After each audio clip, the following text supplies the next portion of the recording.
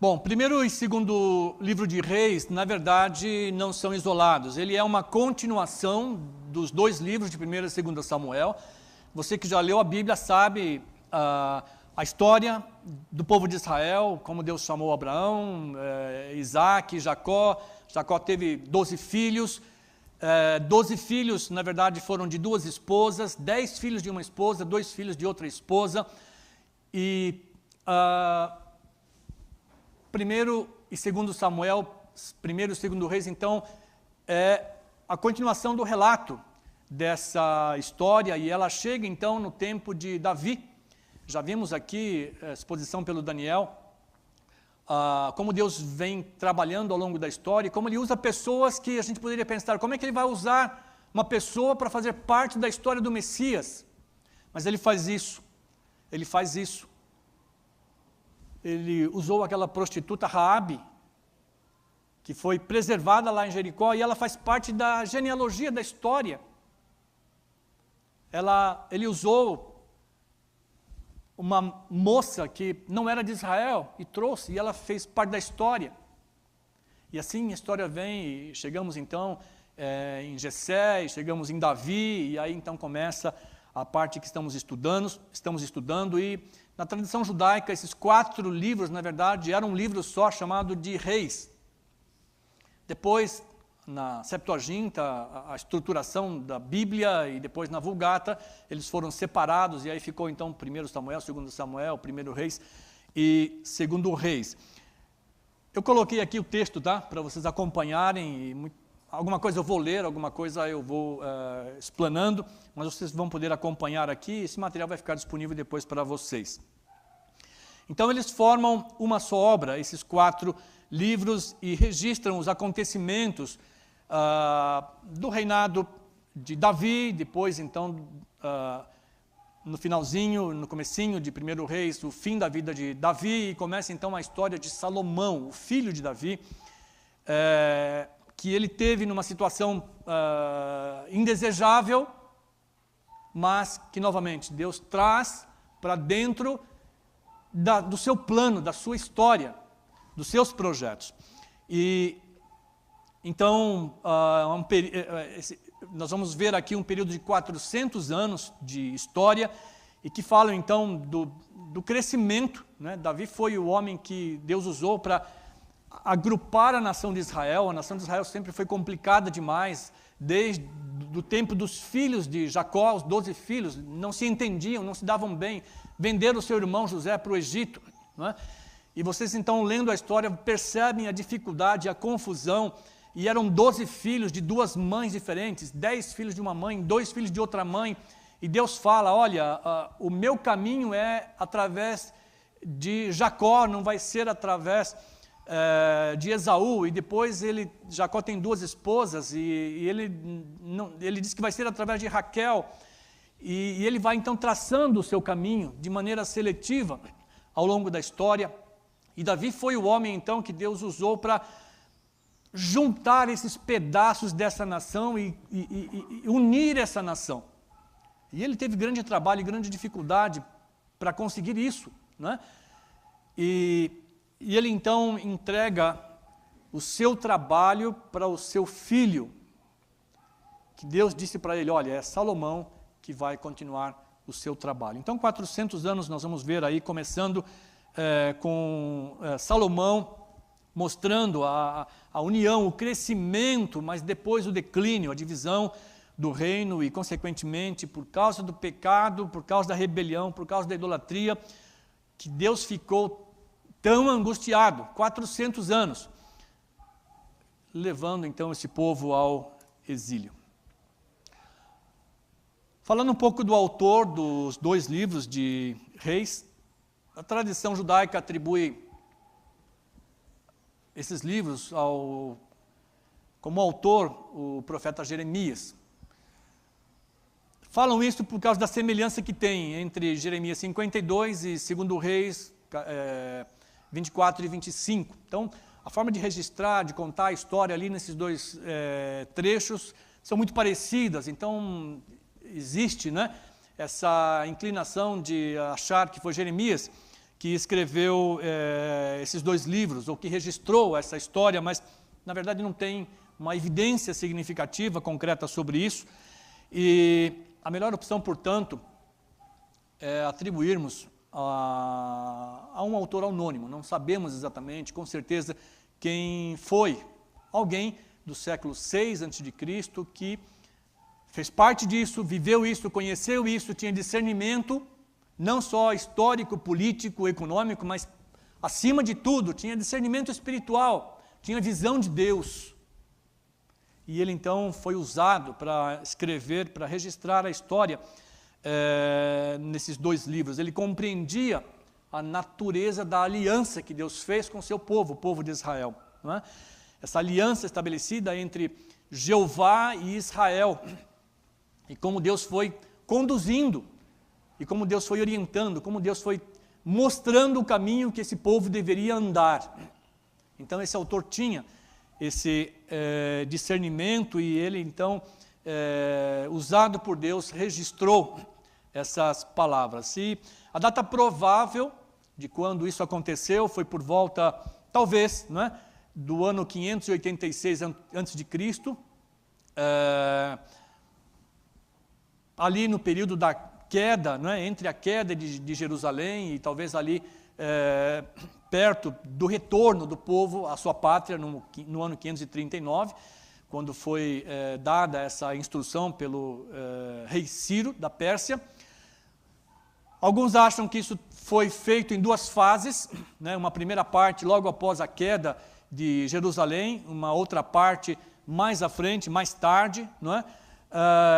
Tudo isso são especulações, pessoas que estudam a história e fazem pesquisas e tentam então dar a maior precisão possível em relação a isso. Mesmo em relação às datas, não existe uma forma homogênea de entender isso. Tem 3 historiadores diferentes que eles dão então histórias ou datas diferentes para períodos, né? E talvez então essa obra começou ali logo após a queda de Jerusalém e tenha sido concluída logo depois da libertação do rei Joaquim na Babilônia, né? Depois de Nabucodonosor, o seu sucessor, esse que você vê escrito aí, Evil-Merodach, ali pelo ano 561, ele permitiu que Joaquim saísse da prisão. Ele não voltou para a sua terra, mas ele teve uma posição privilegiada, não é? E os profetas estavam acompanhando toda essa história.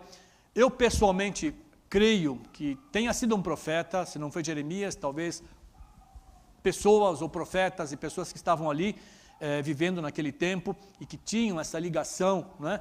E que tinham esse temor a Deus e que estavam envolvidos ali naqueles acontecimentos. Alguns estudiosos situam a data da composição de 1ª e 2ª Reis no período posterior à soltura de Joaquim, por volta então do ano 538 a.C. Então, são apenas referências para nós, para dar uma localização, uma orientação no tempo. Local onde tudo isso aconteceu, lá na Palestina, em Israel, mais especificamente em Jerusalém, que era a sede do reino, não é? Davi, então, conquistou Jerusalém e ele, então, trouxe a sede do reino para Jerusalém. Ele edificou ali a cidade e ficou, então, Jerusalém sendo a capital, né, de Israel, e os reis, então, reinavam a partir desta cidade. Aí está um mapa para lembrar vocês daquela região, uma região muito pequena, né, um estreito ali na beira do mar Mediterrâneo, e Jerusalém, para quem não viu exatamente ainda o mapa, está por aqui assim, não estou enxergando direito. Eu tirei o óculos, mas Jerusalém está por aqui, tá bom? Isso, ó, Jerusalém está aqui, ó, essa aqui, ó, tá bom? E aí então era a sede do trono. Eram construções enormes, pedras gigantes, é algo realmente fantástico o que faziam naquele tempo. Subdivisão, eu estou seguindo aqui a sequência que o Silvio mandou para nós, tá bom?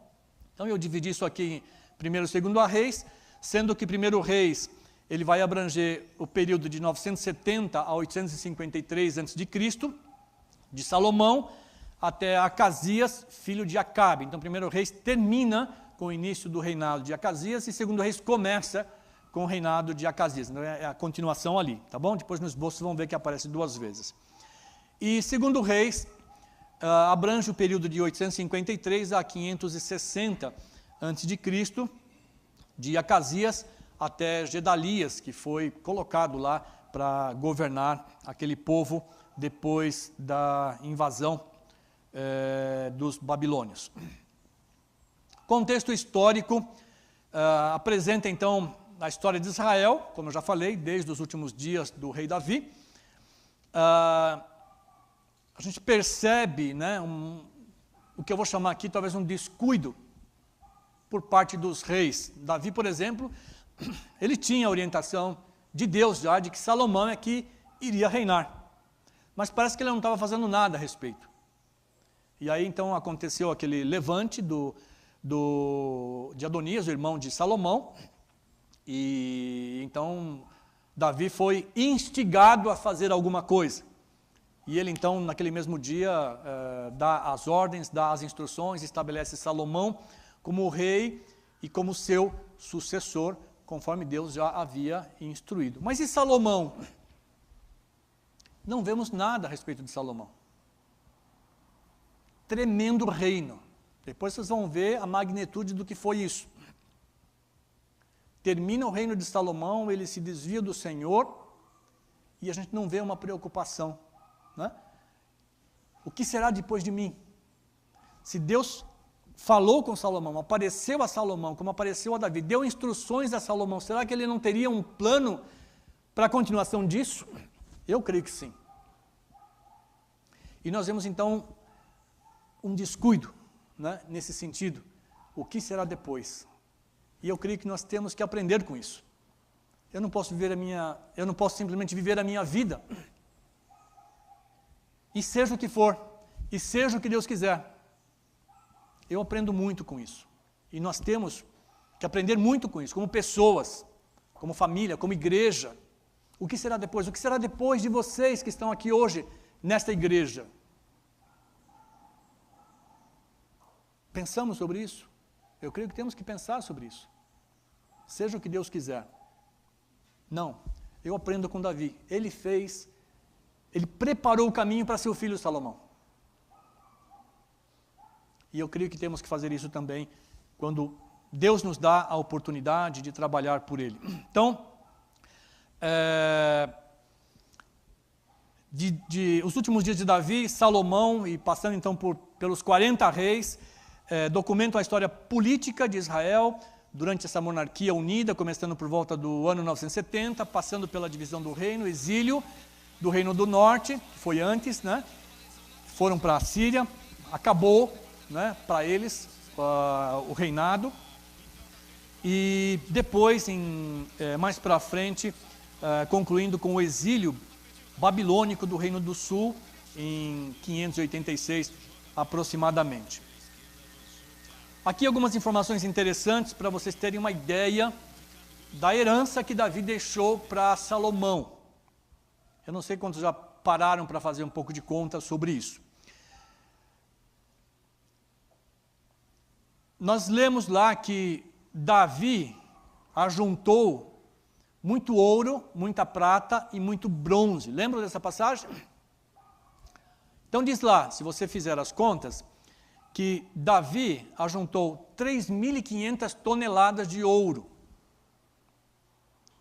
E ajuntou 35 mil toneladas de prata. E o bronze, eles nem calcularam, porque era tanto que não dava para contar, não dava para pesar, não dava para medir. Mas só para sua curiosidade, 3.500 toneladas de ouro, eu fiz a conversão em reais, no valor do ouro desta semana, equivale a 485,1 bilhões de reais. Você tem ideia de quanto é isso? Na cotação de R$ 138,60 por grama, a cotação desta semana. seriam necessários 83 carretas de 42 toneladas, essa carreta que você vê aí, ó. 83 carretas dessa para transportar esse ouro. Imagina que tivesse que pegar esse ouro lá do Banco Central e tivesse que levar para algum lugar. 83 carretas. Bill Gates, o homem mais rico do mundo, hoje, a fortuna dele está estimada em 75 bilhões de dólares. Então, vocês têm uma ideia do que era isso e qual herança Davi estava deixando para o seu filho Salomão. E ele ainda dá a seguinte instrução para Salomão. Salomão, eu estou deixando isso para você. E eu sei que você pode conseguir muito mais. 35 mil toneladas de prata equivale a 75 milhões de reais, cotação da grama da prata desta semana. Seriam necessários 824 carretas desse mesmo tamanho, de 42 toneladas, para transportar essa prata toda. Aí você entende quando o historiador diz que prata, nos dias de Salomão, não tinha muito valor. Era estimado em quase nada. Né? Mais coisas interessantes. Quantidade incalculável de bronze, não fala, não cita, né? Quanto seria isso. Também é interessante saber que nesse período foram 20 reis de 9 diferentes famílias ou de 9 diferentes dinastias que reinaram sobre Israel durante um período de aproximadamente 200 anos e 20 reis de uma única família que reinaram sobre Judá num período de aproximadamente 350 anos. Então, curioso de novo, né, que você vai notar que são 20 reis no reinado de Israel, 20 reis no reinado de Judá, mas o reino de Judá foi bem mais longo, né, do que o reinado de Israel. O rei que menos reinou foi Zimri. Ele reinou 7 dias apenas. Né? Ele se levantou, vocês vão ver que na história de Israel especialmente, era uma confusão total. Né? Levanta um rei, mata o outro e vai e toma posse. Aí, enfim, Zimri então reinou apenas 7 dias.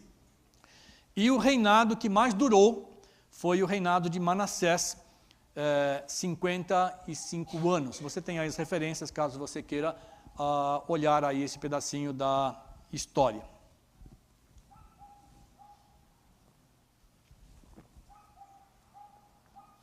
Depois me ocorreu, eu não anotei aqui, mas eu vou buscar depois, curioso também, o rei que mais novo começou a reinar, com quantos anos? Né? Foi o rei que começou a reinar com menor idade de todos, e o rei que começou a reinar com a maior idade de todos. Então tem um rei lá que diz que começou a reinar com tantos anos de idade. Não vou falar aqui, tá? Eles são de casa para vocês, para a nossa próxima aula. E o outro que começou a reinar com tantos anos de idade, ou seja, o que mais velho começou a reinar e o que mais novo começou a reinar. Então, é uma curiosidade interessante, fica de lição de casa para vocês vão dar uma estudada, vão descobrir quais são esses 2 reis, tá bom? Outra informação interessante é sobre o autor ainda, ele descreve esses reinos quanto ao cumprimento da aliança com Deus. Ele não faz uma análise social, ele poderia ser um sociólogo e poderia fazer uma análise social dessa história.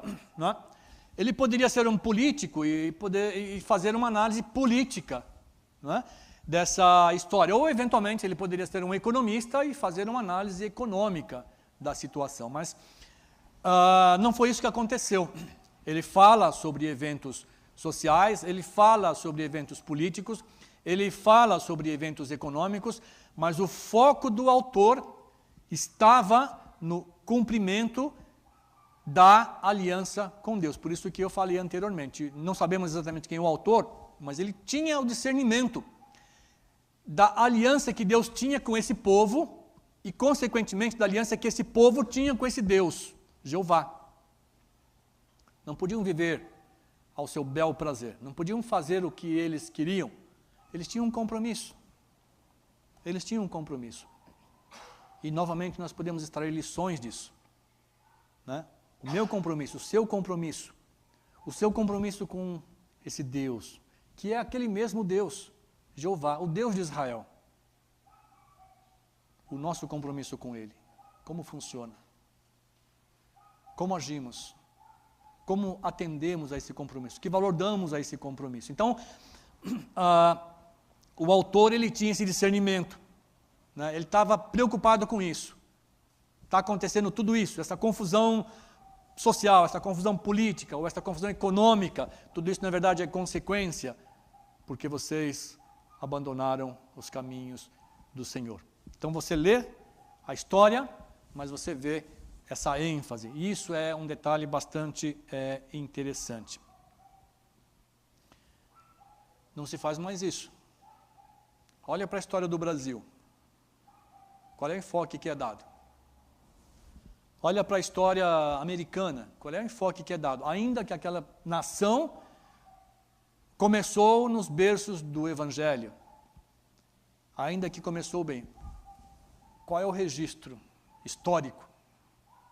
O enfoque é ou político, ou é social, ou é econômico.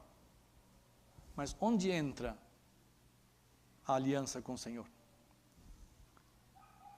Então, no caso de Israel especificamente, a nação tem uma aliança com Jeová.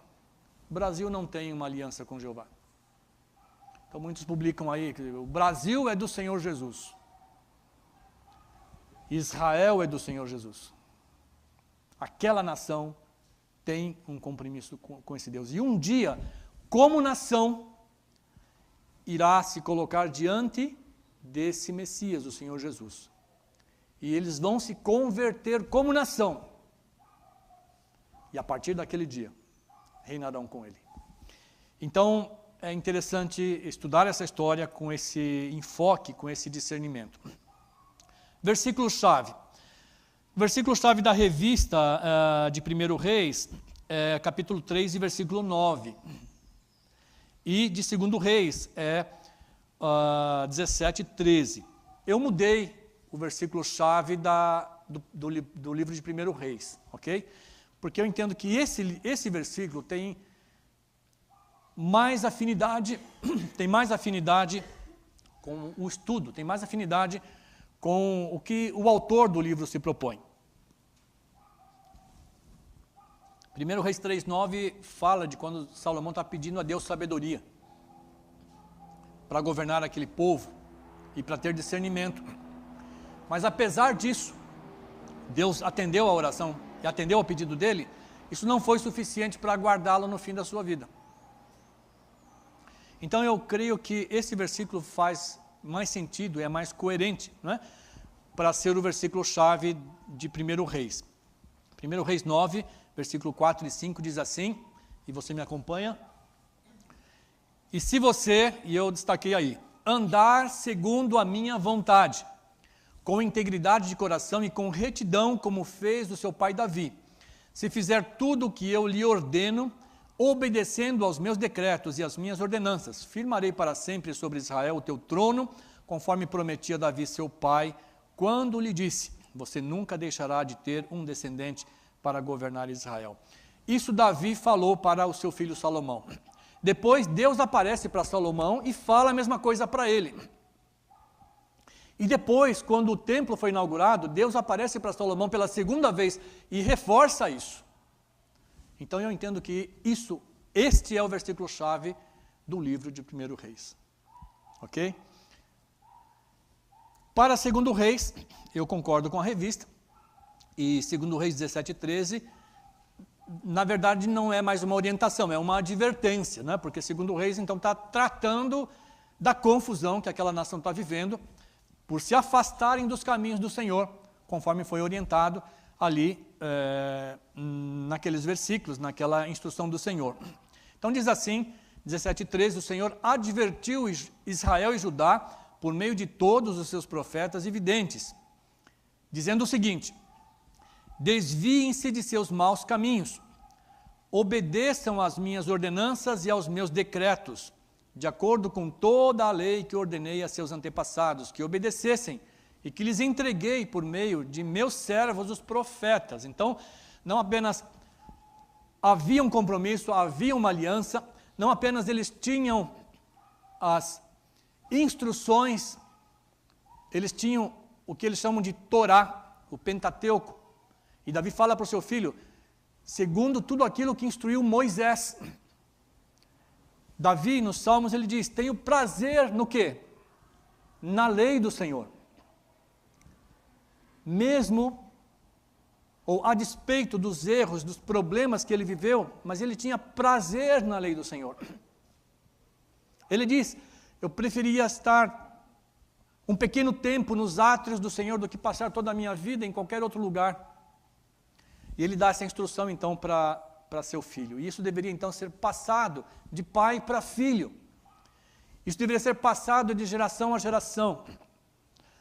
Mas isso não aconteceu. E Deus ainda manda os profetas. E os profetas alertam o povo.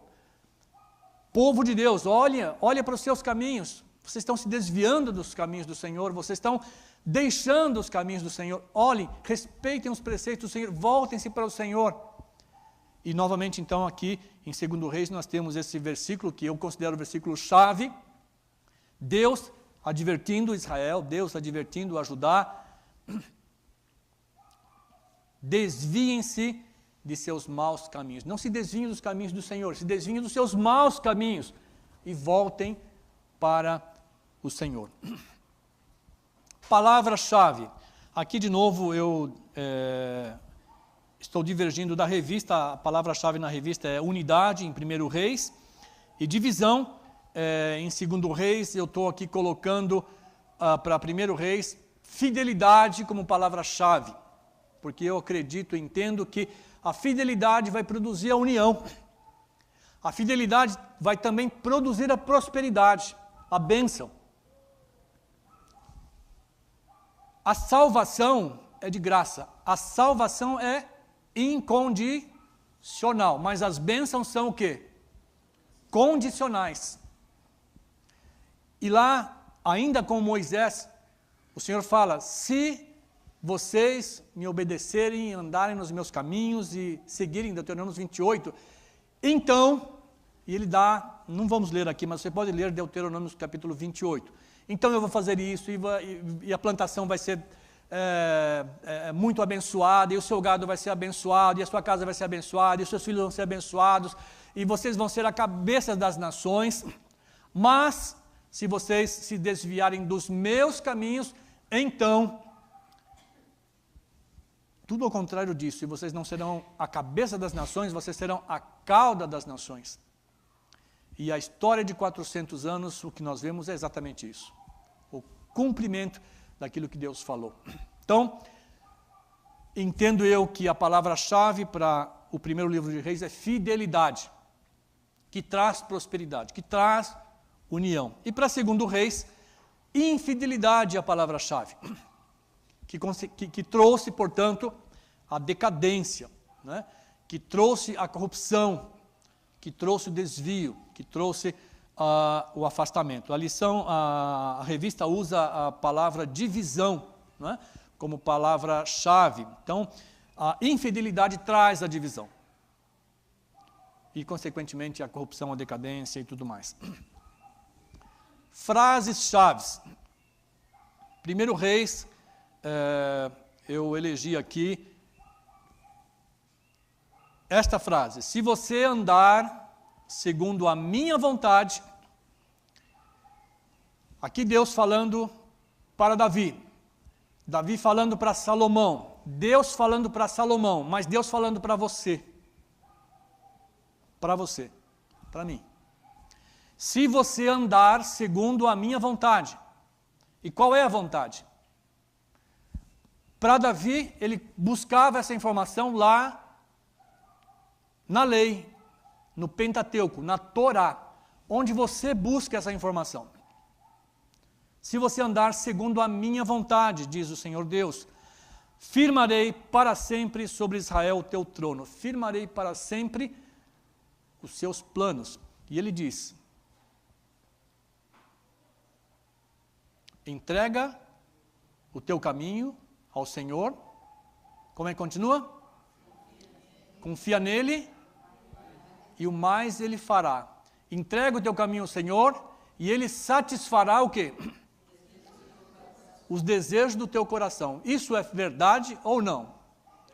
Isso funciona ou não? Quem pode testemunhar isso? Que bom que uma boa parte.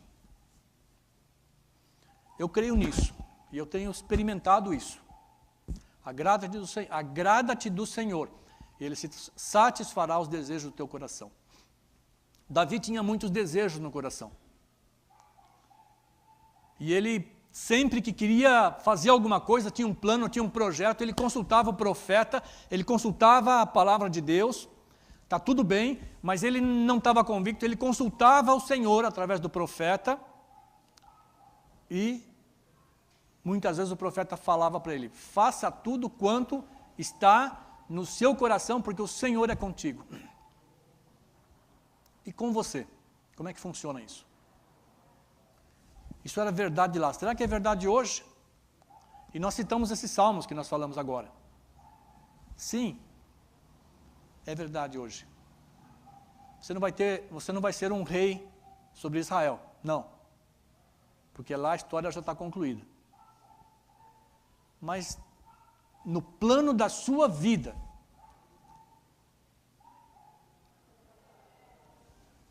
os seus desejos, os desejos do seu coração serão satisfeitos se você andar segundo a vontade do Senhor. E para segundo Reis, desviem-se de seus maus caminhos. Novamente, obedeçam às ordenanças do Senhor, aos decretos do Senhor, toda a lei, toda a instrução,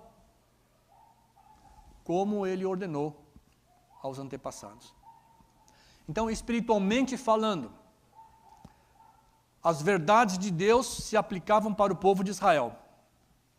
Para cada rei, as mesmas verdades espirituais se aplicam para a sua vida, para a minha vida, para nós, cada um de nós aqui hoje. Então, corremos o risco de nos desviarmos dos caminhos do Senhor. Ao longo da nossa vida, somos impactados por muitas circunstâncias. Mas o Senhor nos dá a instrução, o Senhor nos dá a orientação. E devemos então seguir neste caminho.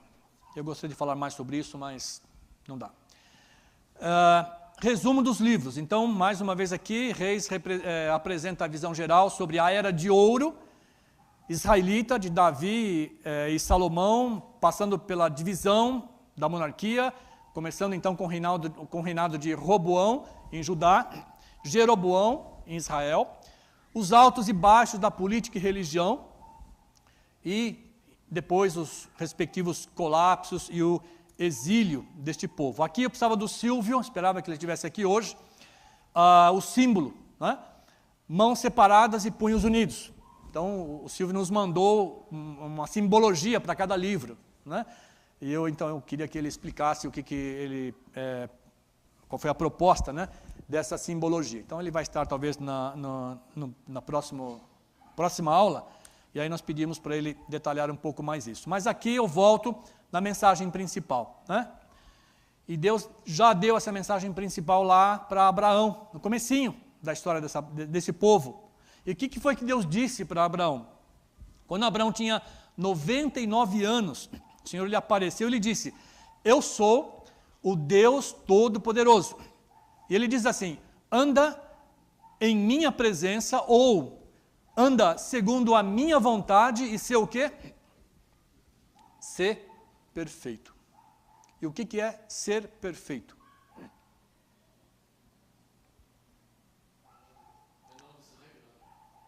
É mais que isso. Davi foi perfeito? Fala para mim. Claro que foi. Porque ser perfeito não é ser perfeito como a gente pensa que ser perfeito é. Ser perfeito não é não errar nunca. Porque se fosse assim, ninguém seria perfeito. Davi não foi perfeito. Você conhece bem a história. Eu não sou perfeito. E eu tenho certeza que nenhum de vocês aqui é perfeito. Mas ser perfeito, segundo aos olhos do Senhor, é buscar constantemente a sua vontade e o seu caminho. Davi cometeu erros, mas Natan chegou para ele e disse: você é o cara, mas não é o cara do jeito que vocês estão pensando, né? Esse cara sou eu? Não, Davi disse isso, né? Davi tinha que falar para o Natan: ó, esse cara sou eu, mas não nesse sentido que você está pensando. Esse cara que fez essa besteira, que pecou contra o Senhor, que fez o que não deveria ter feito, esse cara sou eu. E ele se arrependeu, e ele se prostrou perante o Senhor, e ele diz: pequei contra o Senhor. Ele sofreu profundas consequências disso. A divisão do reino, de certa maneira, vem por consequência disso. Mas ele se apegava sempre ao Senhor. Senhor, eu errei, eu pequei, mas eu estou aqui, me perdoa. Me toma de volta, me recebe de volta. Ser perfeito não é não cair nunca. Ser perfeito é, mesmo caindo, não afastar-se dos caminhos do Senhor. E Deus então fala para Abraão: Abraão, anda em minha presença e ser perfeito. Abraão foi perfeito? Difícil responder? Sim, Abraão foi perfeito. Abraão foi perfeito, mas não porque ele nunca fez besteira nenhuma, não porque ele nunca cometeu pecado, não porque ele nunca errou. Ele entregou a sua mulher para o rei da outra nação. Você faria isso? Você entregaria a sua mulher para outro cara, só para você ficar bem com ele? Não passa na sua cabeça isso, não cabe na sua cabeça isso, mas Abraão fez isso. Abraão fez isso. Ó, fica com a minha mulher aí, mas deixa eu ficar aqui, tudo bem? Então, nesse sentido, Abraão não foi perfeito. Mas ele tinha a visão da eternidade. Ele tinha a visão do Deus eterno que tinha chamado ele. Ele sabia que, a despeito de tudo, Deus estava conduzindo a sua vida. E ele cresceu tanto nessa convicção que, depois de ter um único filho, com 100 anos de idade, que não poderia mais ter filho, sua esposa estéril, na impossibilidade, Deus lhe dá um filho, depois Deus fala para ele: agora você mata o seu filho. E ele cresceu tanto nessa convicção que ele vai lá e ele se dispõe a matar o seu filho. Será que ele ficou preocupado com essa vontade de Deus, de que dele faria uma grande nação? Claro que ficou. Será que ele ficou indeciso? Claro que ficou, tanto é que ele tentou ajudar lá com Agar. Mas não era esse o plano de Deus. Não era esse o plano de Deus. O plano de Deus era o plano impossível. E nós não enxergamos o plano impossível. Nós não enxergamos o plano impossível. E isso nos mata. Isso nos mata.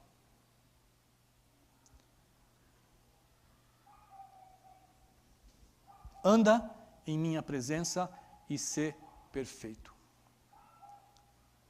Ser perfeito é andar na presença do Senhor, em arrependimento, em confissão, em humilhação, em contrição, em entrega voluntária. Senhor, eu estou aqui, não sei o que fazer, mas quero a Tua vontade para a minha vida, me ajuda. E quando você der o passo antes da hora, ou o passo que não deveria ter dado, volte-se para o Senhor e busque o Senhor. Senhor, fiz besteira, pequei, errei, me afastei, mas estou aqui de volta porque eu quero continuar nos teus caminhos. Isso é ser perfeito. Anda na minha presença e ser perfeito. não vai dar para chegar onde eu gostaria.